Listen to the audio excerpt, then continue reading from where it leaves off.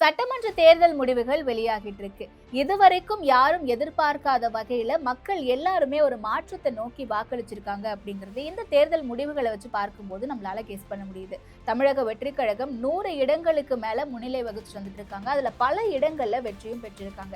2024ஆம் ஆண்டு பிப்ரவரி 2ஆம் தேதி ஆரம்பிக்கப்பட்ட ஒரு கட்சி ஆரம்பிச்ச 2 ஆண்டுகள்ல இத்தகைய அபார வெற்றி அடைகிறாங்க அப்படின்னா இதற்கு பின்னாடி பல காரணங்கள் இருக்கு. இதுல 5 முக்கிய காரணங்கள் பத்தி தான் நாம இந்த வீடியோல பார்க்க போறோம். Point number 1, anti incumbency. ஆட்சிக்கு எதிரான ஒரு மனநிலை அப்படிங்கிறது இயல்பாகவே ஒரு 5 ஆண்டு கால அரசு மேல இருக்கத்தான் செய்யும். அந்த வகையில திமுக அரசின் மீது பல குற்றச்சாட்டுகள் முன்வைக்கப்பட்டது. லா அண்ட் ஆர்டர் இஷ்யூயிங் அதிகமா இருக்கு, பெண்களுக்கு எதிரான வன்முறைகள் நிறைய இருக்கு, ஊழல் நிறைந்த ஒரு இந்த அரசாங்கம் இருக்காங்க அப்படின்னு சொல்லிட்டு பல்வேறு குற்றச்சாட்டுகள் இருந்துச்சு. அரசுக்கு எதிராக அரசு ஊழியர்கள் நிறைய பேர் போராட்டம் நடத்துறாங்க அப்படின்னு சொல்லிட்டு இந்த மாதிரியான விஷயங்களை எதிர்கட்சியினர் பலரும் தொடர்ந்து பேசும்போது விஜய் அவர்களுமே இதை ஒரு டூலா கையில் எடுக்கிறாரு. ஸோ அந்த இடத்துல ஆட்சிக்கு எதிரான மனநிலை வரும்போது இவ்வளவு நாளா திராவிட கட்சிகள் அப்படின்ற இடத்துல அதிமுக திமுகவுக்கு மாத்தி மாத்தி போய்கிட்டு இருந்த வாக்குகள் மூன்றாவது ஒரு சக்தியா விஜய் அவர்கள் வரும்போது அவர் பக்கம் திரும்புது. விஜய் அவர்களும் இதே விஷயங்களை அரசை எதிர்த்து பேசும்போது இந்த வாக்குகளை விஜய் அவர்களை நம்பி மாற்று அப்படின்ட்டு எல்லாரும் போடுறாங்க. அந்த இடத்துல மாற்றா விஜய் அவர்களுக்கு ஆன்டி இன்கம்பன்சி ஓட்ஸ் போயிருக்கா அப்படின்னு கேட்டா இந்த கால்குலேஷன்ஸ் நமக்கு நாளைக்கு தான் தெரியும். பட் ஆன்டி இன்கம்பன்சி இருந்திருக்கு, அது விஜய் பக்கம் திரும்பி இருக்கு அப்படிங்கறத ஓரளவுக்கு நம்மளால கணிக்க முடியுது. பாயிண்ட் நம்பர் 2, விஜய் அவர்கள் தன்னை எந்த இடத்துல நிலைநிறுத்திக்கிட்டாரு அப்படிங்கறத பத்தி தான். எந்த இடத்துல தன்னை பொசிஷன் பண்ணிக்கிட்டாரு அப்படின்ட்டு. இவ்வளவு நாளா கட்சி தொடங்கினதுல இருந்து தன்னுடைய எதிரி திமுக தான் அப்படிங்கறதுல விஜய் அவர்கள் ரொம்பவே தெளிவா இருந்தார். அரசியல் எதிரி திமுக, கொள்கை எதிரி பாஜகன்னு சொன்னாலும் கூட தமிழக அரசியலை மையப்படுத்தி களமிறங்கி இருக்கக்கூடிய விஜய் அவர்கள் இங்க இருக்கக்கூடிய அரசாங்கத்தை எதிர்க்கிறதுல திமுக எதிர்ப்புல ரொம்பவே ஸ்ட்ராங்கா இருந்தாரு. அந்த வகையில கொள்கை எதிரி பாஜகன்னு சொன்னாலும் அவங்க மீது பெரிய விமர்சனங்கள் வைக்காம, அதிமுக மீது பெரிய விமர்சனங்கள் வைக்காம பல்வேறு விமர்சனங்களை சீமானவர்களோ நாம் தமிழர் கட்சியோ விஜய் அவர்கள் மேல தொடுத்த போதும் கூட விஜய் அவர்கள் நேரடியா எதற்கும் பதில் சொல்லாம இந்த பக்கம் திமுகவில இருந்து வர விமர்சனங்களுக்கு மட்டுமே பதிலடிய நேரடியான மேடைகள்லயோ இல்ல அறிக்கை மூலமாகவோ கொடுத்துட்டு இருந்தாரு. அப்ப என்னுடைய எதிரி யாரு, நான் யாரை எதிர்த்து களமாட போறேன், என்னுடைய பொசிஷன் திமுகவை எதிர்த்து மட்டும்தான் தாவேகா களமாடும் அப்படின்ற ஒரு நிலைப்பாட்டை ரொம்ப ஸ்ட்ராங்கா எடுத்து அந்த இடத்துல விஜய் அவர்கள் தன்னை பொசிஷன் பண்ணிக்கிட்டாரு. அது இந்த தேர்தலில் விஜய் அவர்களுடைய வெற்றிக்கான ஒரு முக்கிய கூறா பார்க்கப்படுது. பாயிண்ட் நம்பர் 3, கூட்டணி கணக்குகள். நம்மளால தனியாவே வெற்றி பெற முடியும், ஆனா நம்மளை நம்பி வரவங்களுக்கு நம்ம ஆட்சியில அதிகாரமும் பங்கும் கொடுக்கணும் இல்லையா அப்படின்னு விஜய் அவர்கள் முதல் மாநாட்டுல பேசினதுல இருந்து இன்றைக்கு வரைக்கும் பல்வேறு விமர்சனங்களுக்கு உள்ளாக்கி இருக்காரு. ஆனாலும் கூட அதையெல்லாம் கடந்து இன்னைக்கு 234 தொகுதியிலேயுமே வேட்பாளர்களை நிறுத்தி விஜய் அவர்கள் தனித்து களமாடி இவ்வளவு நம்பர்ஸ் பெற்றிருக்காங்க அப்படிங்கிறது மிகப்பெரிய ஒரு பலமா பார்க்கப்படுது.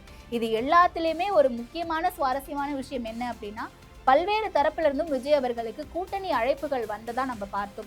அதிமுகவில இருந்து திரு இபிஎஸ் அவர்கள் தன்னுடைய பிரச்சார பொதுவெளியிலேயே பிள்ளையார் சுழி போட்டுட்டாங்க, கொடி பறக்குது பாருங்க அப்படின்னு பேசின விஷயமா இருக்கட்டும், இல்ல பல்வேறு சூழல்கள்ல அதிமுக தரப்புல இருந்தும் பாஜக தரப்புல இருந்தும் தாவேகாவுக்கு சில அழைப்புகள் வந்ததாகவும் நம்ம நிறைய செய்திகளை பார்த்திருந்தோம். இதெல்லாம் கடந்து கரூர் விவகாரத்துல சிபிஐ தரப்புல இருந்து ஒரு அழுத்தம் இருந்த போதிலும் கூட, ஜனநாயகன் திரைப்படம் வெளியாகாம போன போதிலும் கூட பாஜக தரப்புல இருந்து இவ்வளவு அழுத்தங்கள் இருக்குன்னு அருண்ராஜ் அவர்கள் வெளிப்படையா பேசினதையும் தாண்டி இன்றைக்கு விஜய் அவர்கள் அவங்களோட கூட்டணிக்கு போகாம நான் தான் முதலமைச்சர் வேட்பாளர், என்ன நம்பி யார் வேணாலும் கூட்டணிக்கு வரலாம் அப்படின்ற ஒரு ஸ்டாண்ட்ல ரொம்ப ஸ்ட்ராங்கா நின்று இன்னைக்கு 234 தொகுதியிலையுமே வேட்பாளர்களை போட்டு கிட்டத்தட்ட 100 அப்படின்ற ஒரு நம்பரை எட்டியிருக்காரு. அப்படின்னா இந்த கூட்டணி கணக்குகள் விஜய் அவர்களுக்கு சரியான ஒரு பாதையை கொண்டு சேர்த்திருக்கோ அப்படின்ற ஒரு விஷயத்தையும் மூன்றாவது மிக முக்கிய காரணமா இந்த தேர்தலில் பார்க்கப்படுது. 4வது காரணம் ஸ்டார்டம். விஜய் அவர்களுக்கு இருக்கக்கூடிய அந்த ஃபேஸ் வேல்யூவா இருக்கட்டும், இல்ல அவர்களுக்கு இருக்கக்கூடிய அந்த ஃபேன் பேஸா இருக்கட்டும், இது எல்லாமே இந்த தேர்தலில் ஒர்க் அவுட் ஆயிருக்கான்னு கேட்டா 100% ஒர்க் அவுட் ஆயிருக்கு. ஏன்னா விஜய் அவர்கள் உச்சபட்ச நடிகரா இருந்து இங்க களத்துக்கு வந்திருக்காரு. அப்ப என்னுடைய ஸ்டார்டமை விட்டுட்டு, என்னுடைய கோடிக்கணக்கான சம்பளத்தை விட்டுட்டு, என்னுடைய உச்சத்தை விட்டுட்டு இன்னைக்கு நான் இங்க மக்களோட வந்து நிக்கிறேன், மக்களுக்காக நிக்கிறேன், என்ன நம்பி நீங்க நிறைய பண்ணியிருக்கீங்க, உங்களுக்காக நான் எதுவும் பண்ணக்கூடாதா அப்படின்னு யோசிச்சு களத்துக்கு வந்த விஜய் அவர்களுக்கு இந்த கூட்டமெல்லாம் வாக்குகளா மாறுமா அப்படின்ற கேள்விகள் எழுப்பப்பட்டாலும் கூட அது எல்லாமே இன்னைக்கு வாக்குகளா மாறி இருக்கு அப்படின்ற ஒரு சூழல்ல நம்மளால களத்துல இந்த முடிவுகளை வச்சு பார்க்க முடியுது. பொதுவாவே எல்லாருமே அரசியலுக்கு வந்துட்டாங்க அப்படின்னா களத்துக்கு போகணும், மக்களுடைய அந்த களப்பணியில இறங்கணும், அப்பதான் வந்து வெற்றி வாய்ப்பு சாத்தியம், மக்களோட இருந்தா மட்டும்தான் வெற்றி வாய்ப்பு சாத்தியம் அப்படின்ற பேச்சுக்களை கடந்து இன்றைக்கு விஜய் அவர்கள் அந்த ஒரு ஸ்டார்டம மெயின்டைன் பண்ணியிருக்காரு. அவருடைய ஸ்ட்ராட்டஜிஸ்டும் அவருக்கு அதுதான் சொல்லியிருக்காங்களோ அப்படின்ற ஒரு கேள்வி இருந்துச்சு. ஸோ அந்த அவர் மெயின்டைன் பண்ண அந்த ஒரு டெக்கோரம், அந்த ஒரு ஸ்டார்டம் தான் இன்னைக்கு அவருக்கு ஒரு வாக்குகளை கொடுத்திருக்கா.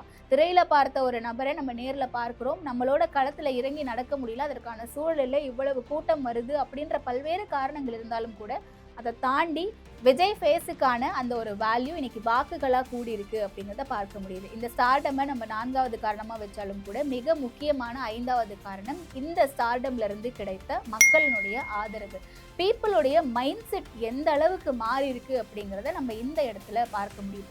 கிட்டத்தட்ட இளைஞர்களுடைய வாக்கு, பெண்களுடைய வாக்குகளை விஜய் அவர்கள் அறுவடை செய்திருக்காரு பெருமளவில் அப்படிங்கிறது நீண்ட காலமாவே பேசப்பட்ட ஒரு விஷயமா இருந்து இன்னைக்கு அது ப்ரூவ் ஆகியிருக்கு அப்படின்ற பட்சத்துல அந்த இடத்துல குழந்தைகளுடைய ஒரு அலையையும் நம்மளால பார்க்க முடியுது. ஏன்னா விஜய் அவர்கள் ஒவ்வொரு மேனிஃபெஸ்டோலையும் ஒவ்வொரு வீட்லயும் விஜய் இருக்காரு இல்லையா அப்படின்னு சொன்னதா இருக்கட்டும், இல்ல எல்லா தொகுதியிலையுமே விஜய் தான் நிக்கிறேன்னு நினைச்சு நீங்க வாக்களிக்கணும்னு சொன்னதா இருக்கட்டும், இல்ல விசில் சின்னம் அந்த இடத்துல மக்கள் மத்தியில போய் சேர்ந்ததா இருக்கட்டும், இது எல்லாமே எந்த தொகுதியிலுமே விஜய் அவர்களுடைய வேட்பாளரை பார்த்து மக்கள் வாக்களிச்சாங்களா அப்படின்னு கேட்டா அது எல்லாமே இன்னைக்கு பிரேக் ஆகி விஜயினுடைய நான் ஏற்கனவே சொன்ன மாதிரி 4வது காரணமான அந்த ஸ்டார்டம் ஃபேஸ் வேல்யூக்கும் 5வது காரணமா மக்கள் ஆதரவுன்னு சொல்லக்கூடிய இடத்துல விசில் சின்னம் இருக்குல்ல, இது ரெண்டுத்துக்குமான ஒரு வாக்குகள் தான் விஜய் அவர்களுக்கு போயிருக்கு அப்படிங்கிறத பார்க்க முடியுது.